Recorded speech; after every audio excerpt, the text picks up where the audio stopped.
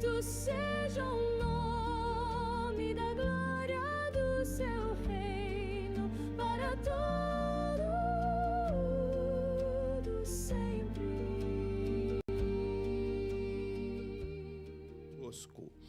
Bom, pessoal, vamos lá à nossa porção do dia. Tá aqui a Ângela, da Sueli, também mandando mensagem para mim, a Damares, juntamente com a Aninha, que acabou de nascer. E fizemos aí a oração do 8º dia. Que bênção sobre a vida da Aninha. E aqui a gente faz uma oração, né, do 8º dia para os meninos e para as meninas, porque não tem macho nem fêmea, e ali a gente ora, né? Não circuncidamos a criança, porque não é necessário, porque Paulo fala lá em 1 Coríntios capítulo 7. Como que você foi chamado? Você foi chamado circunciso? Não anule a circuncisão. Quer dizer, você não precisa fazer uma anulação da circuncisão, porque você foi chamado circunciso. Agora, se você é incircunciso, não faça circuncisão, porque a circuncisão e a incircuncisão nada é, ou seja, nós precisamos deixar isso muito claro, muito claro. Tem pessoas que querem obrigar você a circuncidar agora. Não precisa circuncidar no coração. Se você quiser fazer, não foi anulado, você pode fazer. Mas a circuncisão serve para a terra de Israel terrena, para terra de Israel terrena. É como se você virasse um judeu, um cidadão judeu, né? Então nós não precisamos virar um cidadão judeu, porque nós entendemos que o Machia, ele não é só o Senhor do judeu, ele é o Senhor do mundo todo, do mundo inteiro. E precisamos guardar a sua palavra, assim como o judeu e os israelitas também guardam. Porque ser judeu não significa que é todo israelita. Israelita é uma coisa, judeu é quem é descendente da tribo de Judá, tá? Só para você entender. Então nós não necessitamos fazer. Até porque se você for fazer hoje uma circuncisão em Israel ou em alguma sinagoga ortodoxa, pegar um morrel aí, que é o cirurgião, você vai ter que, né, na maioria delas, você vai ter que anular ou você vai ter que rejeitar Yeshua, porque eles não acreditam que Yeshua é o verdadeiro Deus. Não acredito. Então você vai ter que rejeitar. E aí você cai naquilo que Gálatas capítulo 5 vai falar. Se você deixar circuncidar, Cristo de nada adiantará. Você caiu da graça. Você está entendendo? Então, o que vai acontecer? O problema não está na circuncisão, o problema está na rejeição. Então, aí você vai fazer uma aliança na carne de rejeição a Yeshua. Esse é o problema maior. Esse é o problema maior. Paulo, ele circuncidou Timóteo porque ele não deixou nenhum ortodoxo circuncidar Timóteo, porque senão Timóteo teria que renunciar a Jesus. Então, Paulo, que cria em Jesus, foi lá e fez a circuncisão de Timóteo para que ele pudesse estar nos grupos judaicos e levando a palavra. Timóteo, a sua mãe era judia, o seu pai era grego. Então você percebe que Paulo faz a circuncisão de Timóteo para que ele não sofra, mas depois ele sofreu, né? Porque, infelizmente, as pessoas querem impor isso para nós. Aí fica claro o seguinte, se uma pessoa faz a circuncisão na carne, ele tem direito a ser um cidadão de Israel. Ele tem direito. Aí ele vai receber, sim, benefícios da terra de Israel terrena, mas isso não garante ele no reino vindouro, tá? Porque tem pessoas, por exemplo, que circuncidaram no 8º dia, que são judeus, mas são espíritas, são ateus, não crê na Torá. Então você vai ver que todo tipo de judeu existe, assim como tem brasileiro também, né? Então pessoas que crê na Torá, tem pessoas que não crê na Torá e são circuncidados. Só a circuncisão na carne não vai adiantar. Tem que ser circuncidado no coração. E isso serve tanto para nós, né, ex-gentios, como também para aqueles que são da terra de Israel. E reconhecer Yeshua é a melhor coisa que se faz. É a melhor coisa que se faz. Então, Yeshua, nós não temos herança na terra aqui de Israel hoje, mas nós temos herança no mundo vindouro, que isso é o que nos basta. Temos herança no mundo vindouro com a chegada de Yeshua, tá bom? Então, só para vocês entenderem como que funciona esse protocolo. A Vanessa Maggioli também mandou aqui mensagem para mim. A Shirlan Kutan, lá de Sorocaba, sempre ligadinhos aqui junto conosco na programação. A irmã Nádia também. A Ângela pede oração.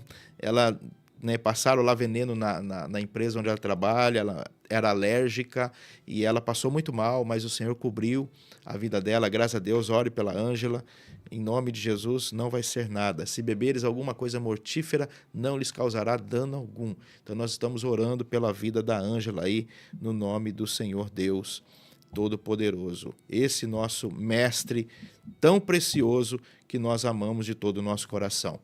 Bom, a porção dessa semana é a porção de número 34, que tem como nome Bamidbar, que foi traduzido pela Septuaginta como números, né? Porque a Septuaginta ela vai dar ênfase na contagem, nas contagens. Então são 9 contagens aí que aparece e tem a 10ª. E quem vai contar quem vai fazer a última contagem é o nosso pastor, o pastor dos pastores, Yeshua HaMashiach. Ele vai fazer a última contagem. E esse texto, né, ele vai compreender esse pedaço do pão dessa semana, vai compreender de números 1 até 4:20. Quando nós olhamos, né, para o livro, né, Sefer Bamidbar, que é o livro de números, nós entendemos aqui que existem alguns temas centrais desse livro. É muito interessante você entender esse processo de restauração que a Torá apresenta. Ali em Bereshit, o livro de Gênesis, você vê Deus criando o homem no paraíso, no Éden, no Gan Eden, e ele peca, né? Ele transgride uma ordem divina, mesmo que seja oral. Então não tinha a palavra escrita, era oral. A palavra já existia antes da criação do mundo. Foi por ela que todas as coisas foram criadas. É a palavra do Eterno, tá? E aí o homem peca. E o que é pecado na Bíblia? 1 João 3,4. O pecado é quando você transgride a instrução de Deus. Porque Torá é um conjunto de normas e regras, mas de Deus. Não é um conjunto de normas e regras do homem. São as minhas leis. O Senhor fala, as minhas leis. Isso aparece em Gênesis 26,5, é muito claro. Fala que Avraham, ou Abraão, ele guardou as minhas leis. Então, a lei não é, esse conjunto de regra, esse conjunto de leis não é de um homem. Não é de um homem, é do Eterno. Ela ainda não tinha sido revelada, mas ele era oralmente transmitido aos nossos pais, aos nossos patriarcas, tá? E como ele dá a primeira ordem ali no Gan Eden, diz, não coma desta árvore, porque o dia que você comer dessa árvore, você vai morrer. Então, era uma palavra de Deus, tem peso, a palavra oral, ela tem peso, né? Então, não tinha a palavra escrita, mas tinha a palavra de Deus, a palavra oral. E ele transgrediu, ele violou essa palavra. E o que aconteceu aí? Ele perdeu o paraíso, perdeu o Gan Eden, porque Adão ele foi feito à imagem, né, a imagem de Deus. Adão foi feito à imagem de Deus. A mulher foi feita à imagem de Adão, porque ele tira a costela, né? E ali a Bíblia fala que da costela ele faz uma auxiliadora, uma adjutora, né? Uma mulher idônea para auxiliá-lo, ajudá-lo, caminhar ao lado dele. Então você percebe que Adão foi o único homem à imagem de Deus. Agora, essa imagem, se Deus é incorpóreo, se Deus não tem aparência física, né, é uma divindade imensurável, que imagem é essa? Colossenses vai dizer para nós, Colossenses, se eu não me engano, 1,15, ele vai dizer para nós que esta imagem do Deus invisível é o Cristo, é o Mashiach. Então, Adão, o primeiro Adão, ele foi feito à imagem do Mashiach, no mesmo formato, do mesmo molde, já um corpo que estava preparado antes da fundação do mundo. Então, Adão é a figura daquilo que havia de vir. Onde está escrito isso? Romanos 5,14. Ele era a figura daquilo que havia de vir. Então, o parente mais próximo de Adão era o Mashiach, ou é o Mashiach. E aí, dentro de Levítico, né, a gente vai perceber que para resgatar tinha que ser um parente próximo. Quem é o parente mais próximo de Adão? O Mashiach, porque o Adão, ele é a figura dessa imagem. Ele é a figura dessa imagem. Então não tinha ninguém parecido, não tinha nenhum parente dele, era o Mashiach. E aí você percebe em Gênesis 5, depois do pecado, eles estão fora do Éden agora, a Bíblia diz que Adão, ele gerou filhos e filhas segundo a sua própria imagem. Então, quer dizer, a imagem do pecado, do homem caído. Então todas as gerações agora possuem essa inclinação do mal, chamado de Yetzer Hará, que faz com que o homem cometa delitos e pecados. Porque pecado é quando você transgride. Uma criança, por exemplo, a questão do pecado original mesmo, né? A gente pode dizer assim, ó, o pecado original. Não, o homem não vem com o pecado já embutido nele. Não vem. Mas ele vem com uma herança, chamada de inclinação do mal. Essa inclinação do mal, quando a criança tiver uma consciência, ela vai cometer pecados. Porque essa inclinação do mal é mais forte, ela inclina para o mal. Mas também tem a inclinação boa, Yetzer Hatov. Também tem. Então o homem tem essas duas naturezas, a do mal e a do bem. Só que essa do mal não significa que é pecado. O pecado é quando o homem, baseado e incentivado por essa concupiscência da carne, chamada de Yetzer Hará, vai fazer com que ele quebre princípios da palavra de Deus. E aí sim, quando você transgride a lei, conforme está escrito em 1 João 3,4, você comete o pecado. Porque eu não consigo aceitar a ideia de que um bebê, que se ele vem com pecado original, então um bebê, se ele morre antes, né, de fazer a sua declaração ou ser apresentado na igreja, ele vai para o inferno. Eu não consigo entender esse pensamento. Eu não consigo. Porque se todos nós viemos com o pecado dentro de nós, então quer dizer, todos pecaram e destituídos estão da glória de Deus, o salário do pecado é a morte. Então a gente já, desde criança, se morrer bebê, vai para o inferno. Eu não consigo entender isso. O que a Igreja Católica fez? Ela começou a batizar crianças pequenas para que ela não morra pagã, porque ela crê no pecado original. Mas a gente não crê dessa forma. A gente crê que o homem herdou uma inclinação maligna, Yetzer Hará. O homem foi criado perfeito, mas ele, pela desobediência, por ele ter transgredido o mandamento do Senhor lá do Éden, então ele assumiu agora, né, esta herança da inclinação do mal. E esta inclinação do mal, quando ela chegar, quando essa criança chegar numa consciência, é óbvio que ele vai cometer pecados e delitos. É óbvio, né? Porque ele vai cometer iniquidades. Por quê? Porque simplesmente a consciência e essa inclinação carnal é muito maior. E aí, quebrando os princípios da palavra, ele cometeu pecados. Tá? Aí teve na história estudos sobre pelagianismo, semipelagianismo, né? O que é pelagianismo, né? Pelagianismo significa que não, o homem conseguia se reerguer dessa inclinação do mal sem a ajuda de Deus. Não, impossível, isso foi refutado logo lá quando saiu essa ideia, né, por Pelágio. Então, não, o homem não consegue de forma alguma sozinho se resolver nessa inclinação do mal. Não consegue.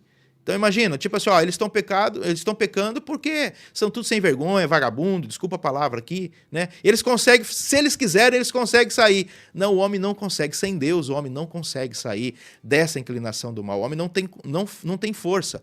Mesmo que ele tenha uma inclinação boa, e Jesus fala sobre isso, vós sendo mal, sabe dar coisas boas aos vossos filhos. Então quer dizer, o homem tem a inclinação do mal, que é maior, e tem a inclinação do bem, mas ele só pratica o mal. Ele tem essa inclinação de só praticar o mal. O próprio Paulo vai falar sobre isso. O bem que eu quero fazer eu não consigo fazer, né? E o mal que eu não quero fazer eu acabo cometendo. Então essa inclinação do mal não é o pecado. O que você precisa entender é que esta inclinação do mal não é o pecado. O pecado é quando eu transgrido uma palavra de Deus, um mandamento de Deus. Aí é a consumação desse pecado. Então Pelágio vinha dizendo que o homem, por si só, ele conseguia sair desse pecado. Está errado, refutado. Aí vem um segundo pensamento, o semipelagianismo. É um outro homem que traz um pensamento. Falou, não é bem assim. O homem sozinho não consegue vencer isso. Mas ele precisa de Deus, porém o homem tem que dar o primeiro passo. Se o homem não der o primeiro passo, né, ao reino de Deus, ele não vai ser perdoado. Então, como que o homem consegue dar o primeiro passo? Né? O homem só quer o mal, o homem só quer fazer coisa ruim. A fé é um dom de Deus, isso não vem de vós. Exatamente, é um presente de Deus. Então, o arrependimento parte de Deus, ele é o autor da fé, ele nos dá isso, ele nos dá a compreensão. Então, o homem também não consegue dar o passo sozinho em direção ao reino. Ele não consegue. Isso é semipelagianismo. Ele não consegue dar o passo em direção a Deus, né? Aí nós entendemos o quê? Que se não fosse o Senhor, e é Ele que desperta em nós, porque existe uma faísca de Deus dentro de nós, uma fagulha de Deus dentro de nós, Ele vai despertar o homem para que tenha, porque você tem uma consciência. E aí o Espírito Santo toca no homem para que ele possa buscar esse Deus Todo-Poderoso. Então, é Deus que vem resgatar o homem. E isso chama-se graça.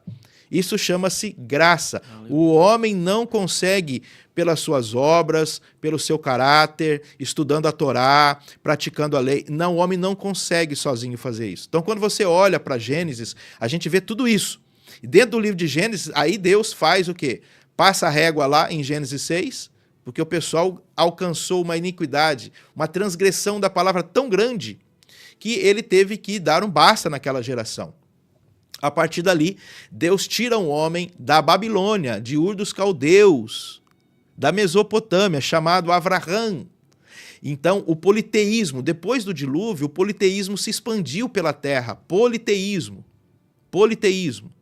Vários deuses estranhos. Aí Deus pega um homem desta sociedade, desse meio, e faz uma aliança monoteísta. Ali para nós já começa o início do monoteísmo. A figura de Abraão é o início da religião monoteísta. E Abraão não era judeu, Abraão era hebreu. Porque judeu é quem vem da tribo de Judá. Não tinha... Nem Israel, nem israelita ele era hebreu, entre rios. Ele era um homem pagão, que vivia numa sociedade pagã, e que Deus resolveu fazer uma aliança com ele. Então, quem buscou Deus? Foi Abraão que buscou a Deus ou Deus buscou Abraão?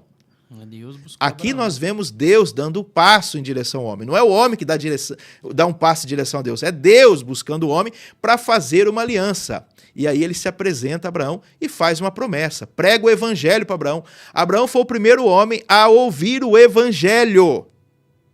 Aonde está escrito isso, apóstolo? Gálatas, capítulo 3, versículo... Vamos ver aonde está escrito isso? Olha, eu falo para você, a gente começa a programar uma coisa aqui e vem. Isso aqui já está virando corriqueiro, né? Mas o Espírito Santo, ele é poderoso e é ele que conduz tudo isso aqui. Quer ver, ó?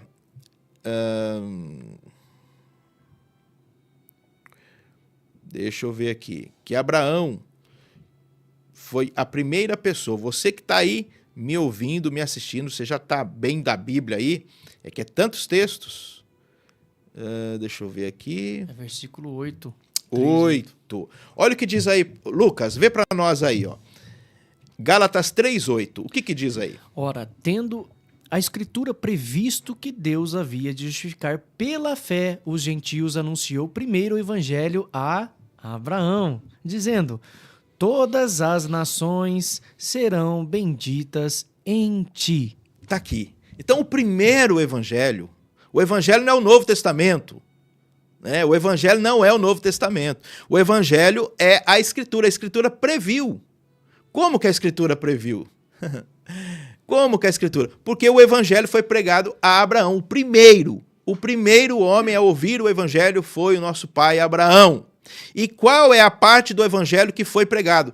Gênesis 12, versículo do 1 ao 3.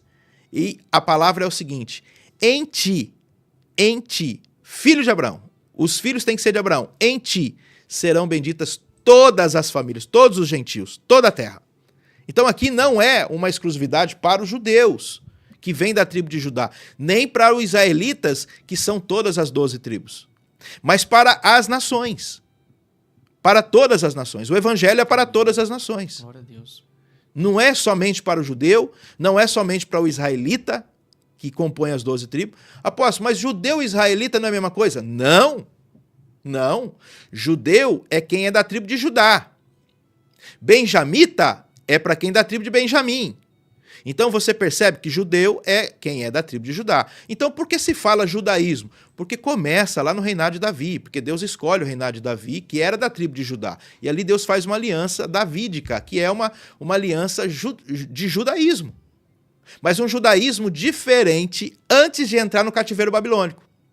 Depois que eles entraram no cativeiro babilônico, eles passaram pela Babilônia e ficaram 70 anos lá dentro.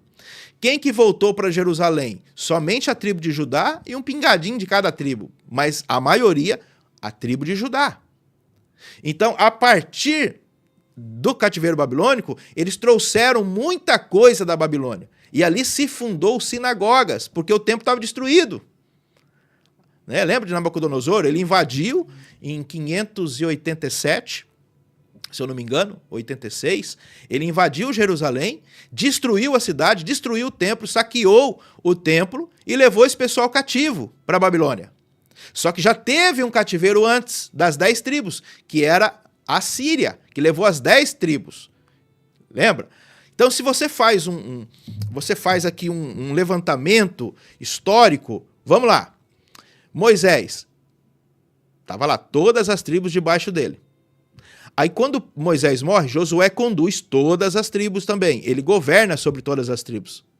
Aí depois o período, com a morte de Josué, depois que ele entrou na terra de Canaã, se eles entraram na terra é porque eles cumpriram a palavra. Essa ideia de que ninguém conseguiu cumprir a Torá é mentira. Porque se eles não tivessem cumprido, como os pais deles que tiveram uma aliança lá na saída do Egito, e em Números 14, mais à frente nós vamos ver isso, aquela primeira geração não entrou na terra, com exceção de Josué, Caleb e os levitas. Aquela lá foi quebrada, né? Foi quebrada, aquela aliança foi quebrada, que é a aliança que foi feita no Monte Horebe, né? Ou no Monte Sinai. Depois Deus faz uma nova aliança na terra de Moabe. Está lá em Deuteronômio 29:1. Essa ele não vai com os filhos. Quebra. Eles quebraram. Eles entraram com Josué, mas quebraram. E aí ele falou assim, ó, eu não vou dar o mesmo desfecho que eu dei na primeira. E aí ele promete renovar. E aí vem Jesus e renova essa aliança com esse povo. Então a aliança que nós temos, que muitas vezes a igreja chama de nova aliança, que não tem nada a ver com o povo de Israel, muito pelo contrário. Esta aliança que Jesus renovou é a aliança que foi feita na terra de Moabe, com algo que não tinha nem naquela outra, na segunda, na terra de Moabe, que é, primeiro, colocar o Espírito dentro do homem, gravar a lei na mente e no coração. E segundo, perdoar a iniquidade. Então Yeshua vem fazer isso. Agora, o pecado está no mundo ainda ou não? Sim. Então ainda não terminou, nós estamos em processo dessa aliança renovada. No retorno se conclui, e aí a gente entra de fato nesta aliança para sempre. Plena. Totalmente plena. Então aí, quando entra o período dos juízes, cada um por si, cada tribo ficou por si. Já ficou meio complicado. Até que se levanta um rei a pedido do povo. O povo pediu um rei. Era Deus que estava governando, Samuel estava ajudando, Samuel fica triste, fala, estão pedindo lá, Senhor. Não, mas não rejeitou você não, rejeitou a mim. E aí levantaram um rei segundo o seu querer, segundo o seu desejo. Vamos fazer um... Ó, todo mundo tem, Senhor. Todo mundo tem um rei. Nós também queremos um... Ah, vocês querem? Então tá bom, vocês não estão contentes com a gente? Nem com Samuel, que é a minha voz aí na terra, e nem comigo? Então vamos fazer o seguinte, vou dar o rei para vocês. É isso que vocês querem? Então toma! Aí você percebe que as tribos, né, as 12 tribos estão debaixo desse rei Saul, que era benjamita. Deus ia fazer com que o reinado de Saul duraria para sempre, porém, ele desobedeceu. E aí Deus, depois ele do trono, tirou ele do trono.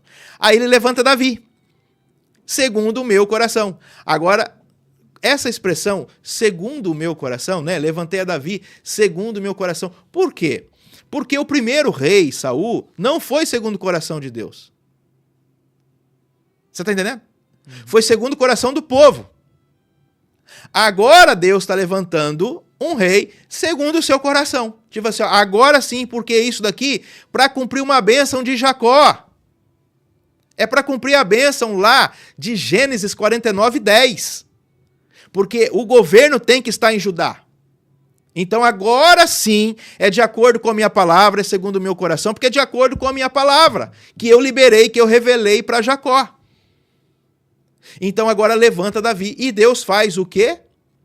Deus faz uma aliança eterna com esse reinado. Tanto é verdade que esse reinado de Davi foi chamado em seus dias como reino de Deus.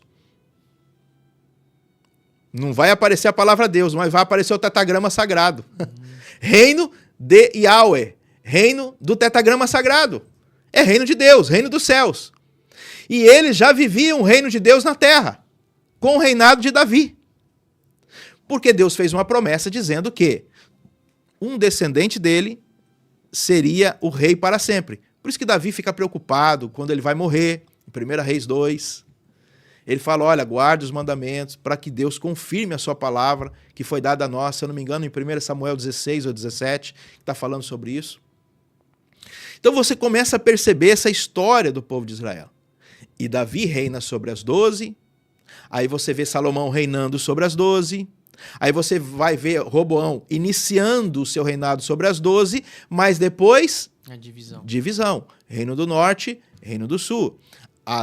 O do Norte, 10 tribos, depois do cativeiro assírio, não voltaram para Jerusalém. Ficaram perdidas. Não retornaram. E, anos mais tarde, em 586, a tribo de Judá e Benjamim foi levada cativo para a Babilônia. E depois dos 70 anos, somente essa tribo, com um pingadinho de cada uma delas, mas na sua maioria de Judá, voltou para Jerusalém. Por isso foi chamado de judeu, ou judaísmo, porque pega do trono de Davi. Então, até o cativeiro babilônico, era judaísmo que Davi praticava, segundo o que Deus tinha dado para Moisés, que não era judeu. Moisés não era judeu. Eu vou afirmar, Moisés não era judeu. Moisés era levita. Moisés era levita. Então, se a gente for criar uma religião, levitismo. Não judaísmo. Isso mostra que não tem nada a ver com o judeu, né, apóstolo? Nada a ver com o judeu. Então, Moisés, ele coloca na terra uma religião que não é dele. Êxodo 25. Faça conforme o modelo que eu te mostrar. Tá lá, Êxodo 25, versículo 8 e 9. Então, o que Moisés escreve, o que Moisés coloca na terra, é uma réplica do que há no céu. Que não tem nada a ver com o judeu. Tem a ver com Deus, tem a ver com o que Deus estabeleceu.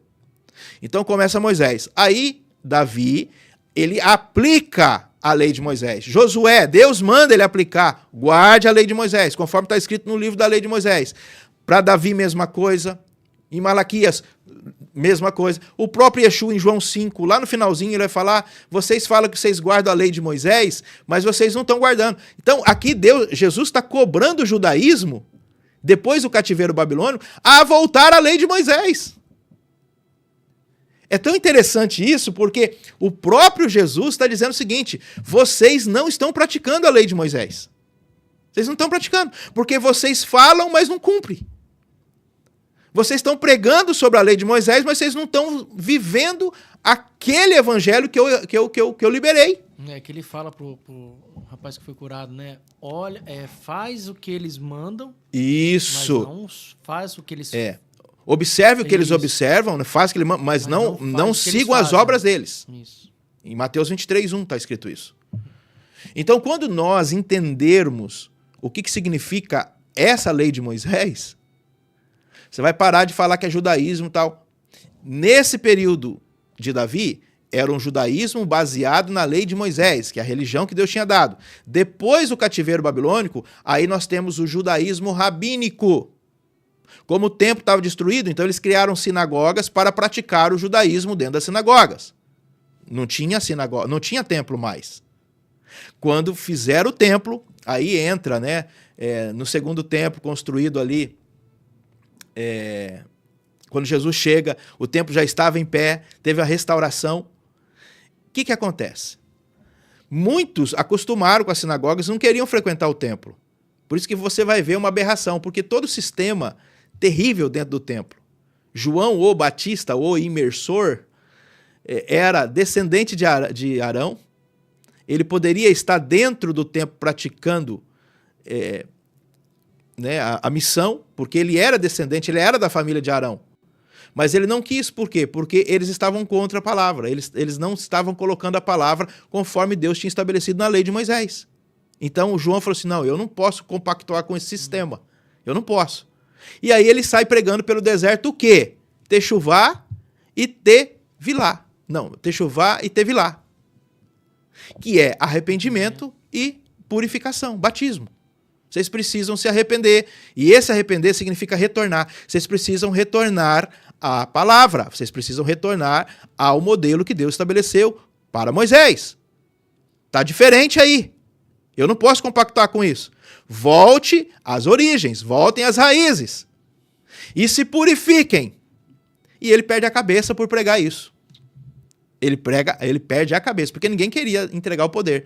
Aí Deus viu nessa condição, como estava o judaísmo nessa época, ele falou, é agora que o meu filho vai, porque eu preciso enviar agora. Porque se for em outra situação, eu não consigo matar ele. Ele não consegue morrer. Porque todos os sinédrios que passaram antes eram sinédrios santos, puros, diante de Deus. Homens conhecedores da Torá e que não desprezavam os mandamentos. Se vai na época de Jesus, Jesus não seria nem julgado. Porque ele está pregando a palavra de Moisés. Os macabeus ali que assumiram, né? Maioria saduceus, os macabeus e alguns comprados fariseus. O João Batista, apóstolo, ele era também um tipo de essênio? Era essênio. Era essênio. Porque a família mesmo de Arão ficava lá no Mar Morto. Então muitos escritos são achados na caverna de Qumran que são dos essênios. Só que também tinha muita tradição essênica. E o que Jesus combate na sua vinda não é com os mandamentos e a palavra do Eterno. É contra as tradições dos essênios. Sim. Você vai ver Paulo batendo sobre isso, quando fala aqui, proibindo o casamento. O judeu nunca proibiu o casamento. Os fariseus nunca proibiram. Eles eram a favor do casamento. A Bíblia é a favor do casamento. Mas existiam regras que foram criadas, tradições em cima da palavra de Deus. E era contra essas tradições que estavam se tornando pesadas. Então Jesus ele bate nas tradições, ele não bate na Torá.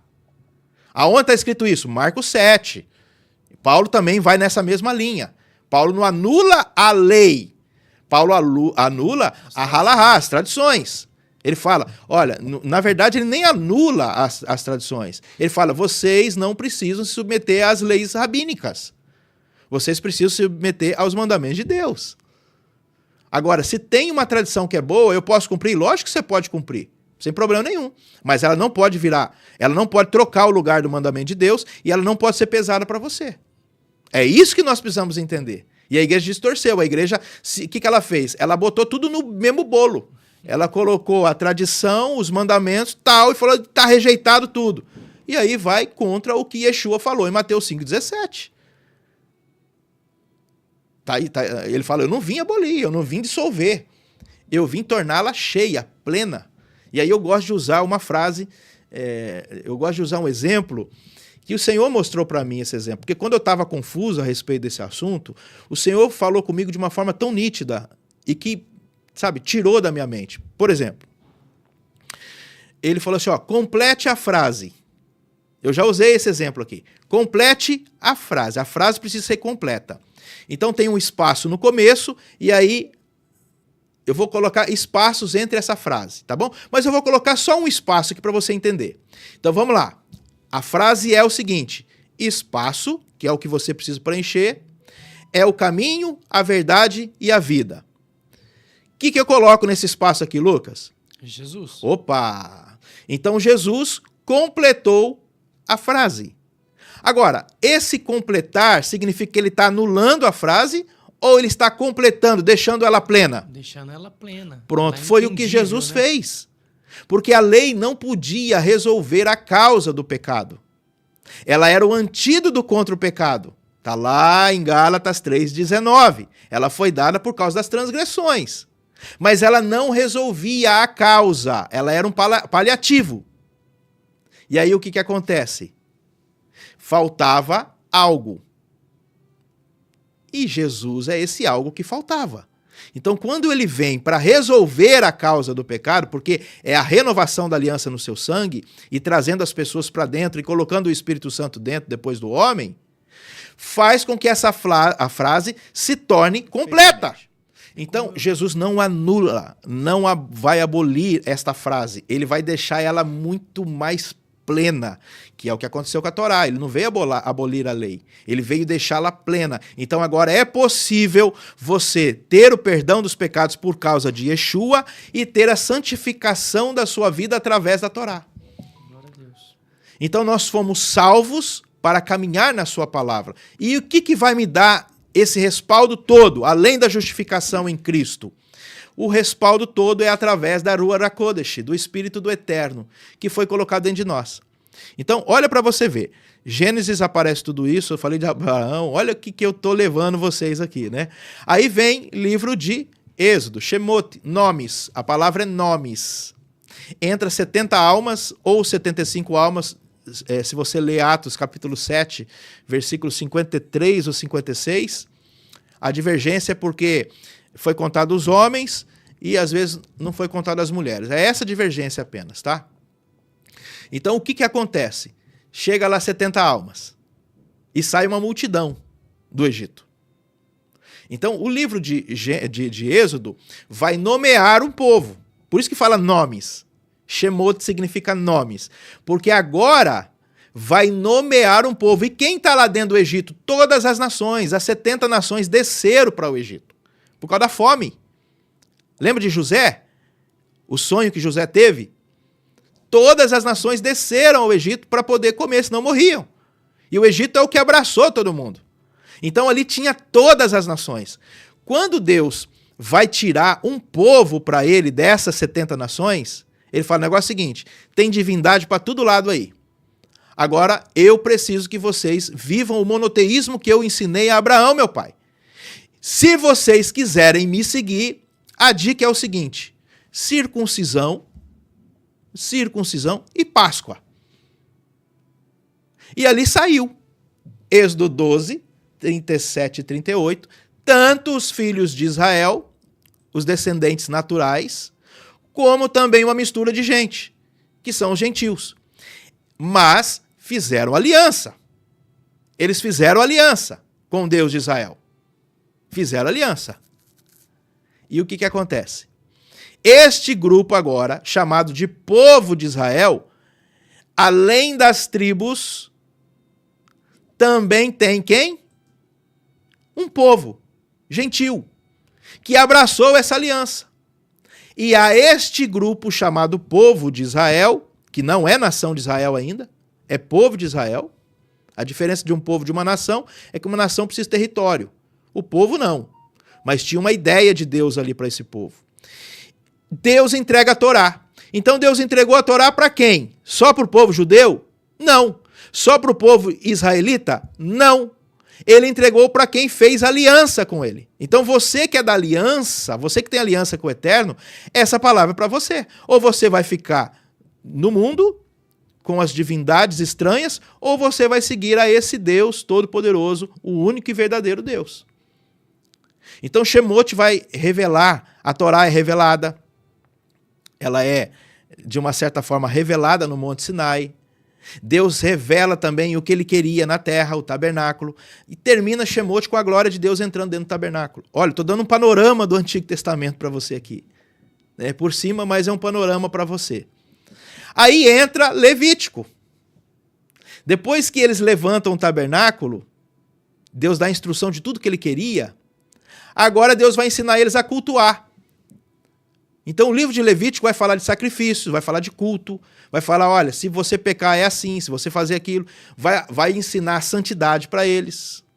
Então o livro de Levítico vai trabalhar na santidade e na ordem do culto, né? No culto, o culto a Deus.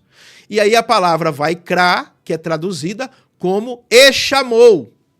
Então, aquele que foi nomeado, aquele que se tornou o povo, agora tem um chamado.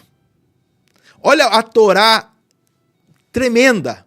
Aqueles que foram nomeados, Shemot, nomes, agora são chamados. Chamados para quê? Para oficiarem diante do Eterno. Aí nós temos a tribo de Levi que foi separada para esse serviço e as outras 11 tribos que vão ajudar a tribo de Levi a cumprir esse chamado. Agora, olha que coisa interessante. Quem ficava ao redor e trabalhava no tabernáculo? A tribo de Levi. Então, das nações, Deus tirou um povo e deu leis para eles. Santidade. Quanto mais lei você cumpre, mais santo você está se santificando. Quanto mais santificado você está ficando. Então, nações, não tem lei nenhuma, tem as suas próprias leis. Então, Deus faz um povo de Israel, de israelitas e não israelitas. Está aqui. Agora, para poder oficiar no tabernáculo, Deus tira uma tribo das 12, que é levita, e dá mais leis para eles. Então, os levitas tinham mais leis que as 12 tribos. E as 12 tribos tinham mais leis que as nações. Você está entendendo como que Deus trabalha? Aí, desta tribo de Levi, Deus tira uma família, que é a de Arão. E a família de Arão tinha mais leis que a tribo de Levi, tinha mais leis que as 12 tribos, tinha mais leis que as nações. Por quê? Porque agora ele está oficiando diante do Eterno. Oficiando diante do Eterno. E o sumo sacerdote, né, porque a família está ali, o sumo sacerdote tem mais leis que a família de Arão, que a tribo de Levi e que as 12 tribos que formam as nações. Todas as nações que têm aliança, as 12 tribos e o povo que está ali ao redor. Isso é fantástico para nós. Isso é poderosíssimo. Então, os chamados. Então, você que não tem um chamado para estar dentro do templo, você tem a obrigação, como as 11 tribos tinham, de manter aquele lugar, manter aquele serviço a Deus cheio da presença. Então, às vezes, a pessoa foi chamada para ser um empresário, para ser uma pessoa para ganhar dinheiro lá fora. Ele tem que pegar parte desse recurso e financiar o serviço a Deus. Porque se o serviço a Deus parasse, todo mundo sofreria prejuízo.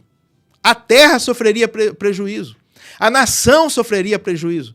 Então todos nós temos uma função. Até dentro da tribo de Levi tinha ali 4 grupos separados. A tribo de Levi, uma parte era o sacerdócio, que ficou com Arão e Moisés, era o líder, uma espécie de Machia, né?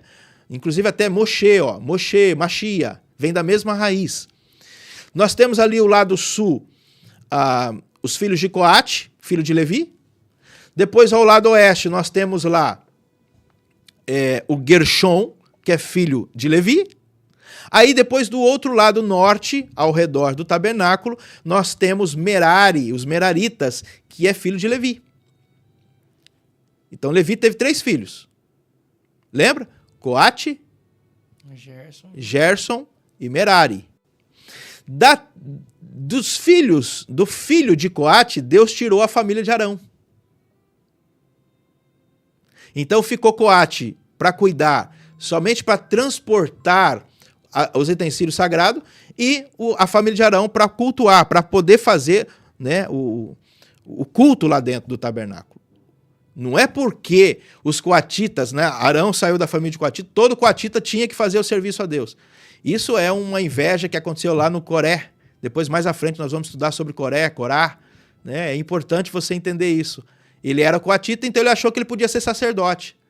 Então, para você ter uma ideia, todo sacerdote era levita, mas nem todo levita poderia ser sacerdote. Tinha que ser da família exclusiva de Arão. E aí tinha lá os Gershonitas, tinham carros, já trabalhavam com uma coisa mais pesada, tudo em prol do tabernáculo. E tinha os Meraritas, que trabalhavam com coisas mais pesadas ainda, as madeiras, os ferros, tudo que era pesado. E eles tinham carro. Coatitas não tinham carro. E aí, lembra daquele transporte da arca? Queriam dar um carro para um grupo que não era para ter carro. Então, quando a gente vai começar a estudar as Sagradas Escrituras... Uzá era da onde, apóstolo? Então, Uzá, se eu não me engano, era coatita. Então você vai entender, não podia tocar. Não podia tocar. Não podia. Então nós precisamos entender que fugir ou sair das Sagradas Escrituras, você corre um risco muito grande. Então, aquele que foi nomeado, agora é chamado. E agora, aqueles que são chamados, aí entra a questão de Deuteronômio, depois Devarim, que é o último livro, que vai falar sobre a herança, que vão entrar na terra prometida e vai ter herança, o galardão. Então, aqueles que foram chamados vai ter galardão. Então, é tremendo isso. Só que quem vai ter galardão? as tribos que não oficiavam no tabernáculo e aqueles que oficiavam no tabernáculo, porque é um conjunto só, é uma peça só. Todo mundo trabalhando para o mesmo propósito. Para o mesmo propósito. Todo mundo está ligado a esse mesmo propósito, servindo a esse Deus único.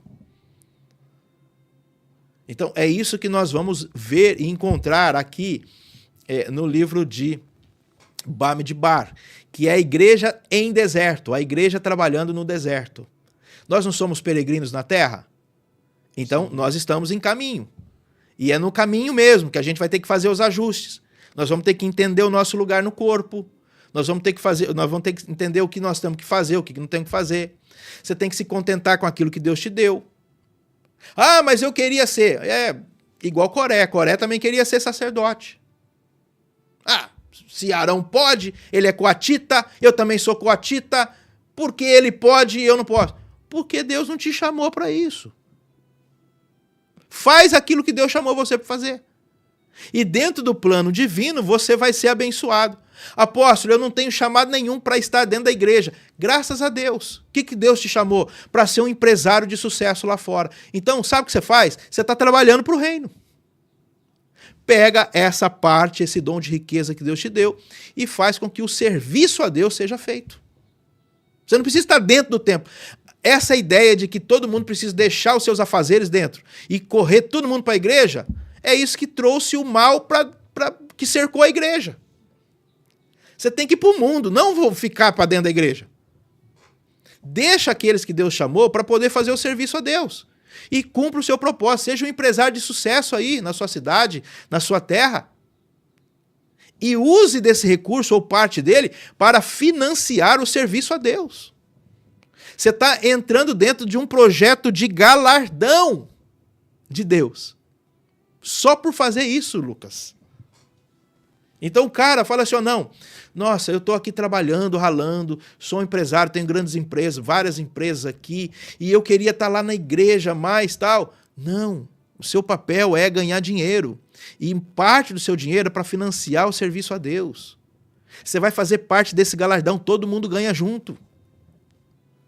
Mesmo você lá fora, que tem esse pensamento de servir o eterno, você vai ganhar o galardão também, como ele que está lá dentro. Sim. Só que o risco de quem está servindo a Deus é maior do que você.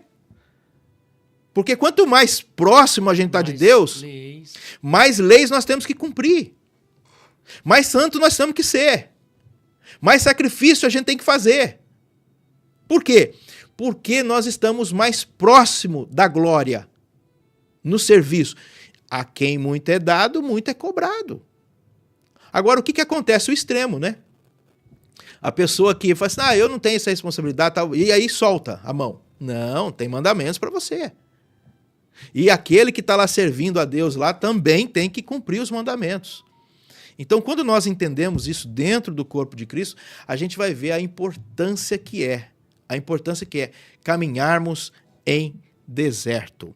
Temos pessoas aí, Lucas, no YouTube. Eu ia falar de outra coisa hoje, mas o Espírito Santo, mais uma vez,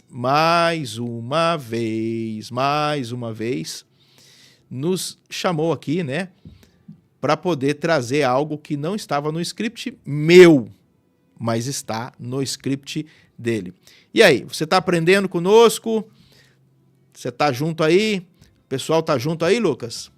Está sim. Aqui apareceu para mim a Sueli, o Marcos Rocha, dizendo aí, Shalom, meu amado apóstolo. Shalom, Marcão, abençoado Sueli, do Pai. Shalom. Sueli, a Su também. Deus abençoe, filha. É isso aí. Então, o que eu queria deixar para vocês hoje, né, o livro, ele tem alguns temas. Eu vou falar só dos temas aqui e já vou encerrar aí, se o Senhor... Hoje é quinta-feira? Quinta-feira. Então é isso aqui que você vai ter hoje, essa semana. Não conseguimos estar aqui todo esse tempo com você. Aprove o Senhor por isso, né? Não foi porque nós queríamos, mas infelizmente aconteceu situações e a gente precisou resolver, tá? Então, 4 temas centrais desse livro é o seguinte. Ele vai falar sobre a santidade, né, de Elohim, o dever de obedecer a sua palavra. Ele vai falar também aqui para nós sobre a pecaminosidade do homem. O homem desobedeceu várias vezes no deserto e foi punido. Quando chega em Números 14, você vê isso muito sério. Um outro tema central é a punição pela transgressão à Torá. Então você fala assim, nossa, mas Deus puniu o homem porque ele descumpriu a lei. Sabe de nada, inocente. Quando o homem pecou lá no Éden, ele já era passível de punição. O que você precisa entender? Todos pecaram, destituídos estão da glória de Deus. O salário do pecado? É a morte. Então, o fato de Adão ter pecado lá, Deus já tinha legalidade para poder exterminar o homem. Ele pecou. Ele avisou. Ele falou, se você desobedecer, você vai morrer. E o homem resolveu morrer. Ele decidiu morrer. Então, a partir do Éden, a partir daquela transgressão de Adão, Deus já poderia punir o homem. Deus já poderia matar o homem, destruir o homem. Por quê? Porque ele pecou, ele transgrediu. Aí ele deu uma palavra. Ele deu a Torá, para que o homem não pecasse. Fazendo isso, ele viveria mais tempo sobre a face da terra. Então, o que eu vejo aqui? Graça de Deus. Olha Deus querendo salvar o homem do pecado já aqui. Porque Deus já poderia matar sem dar a sua palavra para ele. Ué, você já pecou, você escolheu isso, então é isso que você vai ter. Não foi isso que Deus fez. Deus deu a sua palavra, um paliativo, até chegar à plenitude, que encerra em Jesus. Eu vejo isso, o processo do resgate do homem. E olha como que está essa escada. O homem pecou, poderia ser punido. Então Deus falou assim, olha, então vou te dar aqui a minha Torá, a minha instrução. Se você guardar, você vai viver mais na terra, você vai ser abençoado mesmo na condição que você está.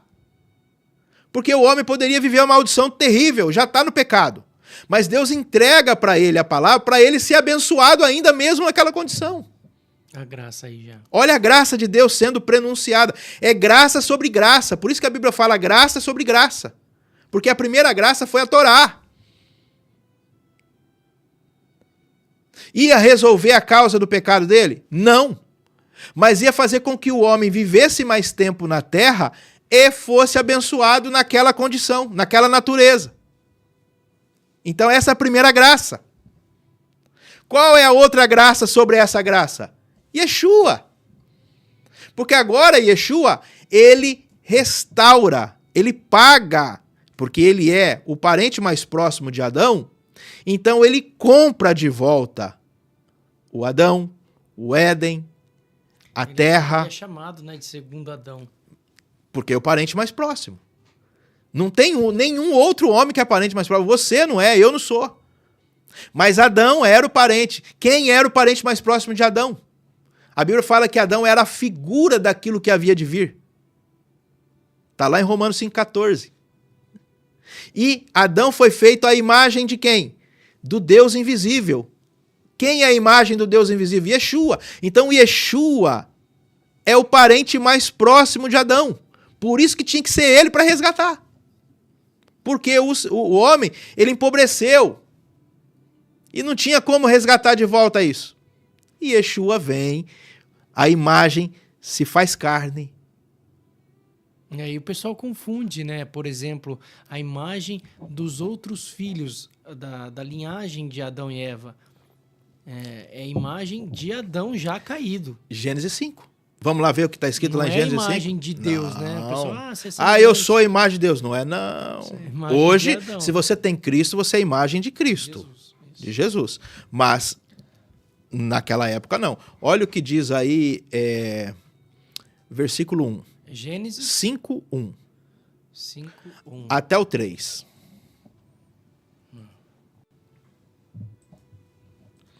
5:1 até o 3. Exatamente. E este é o livro das gerações de Adão. No dia em que Deus criou o homem, à semelhança de Deus o fez. O homem e a mulher os criou e os abençoou e chamou seu nome de Adão, no dia em que foram criados.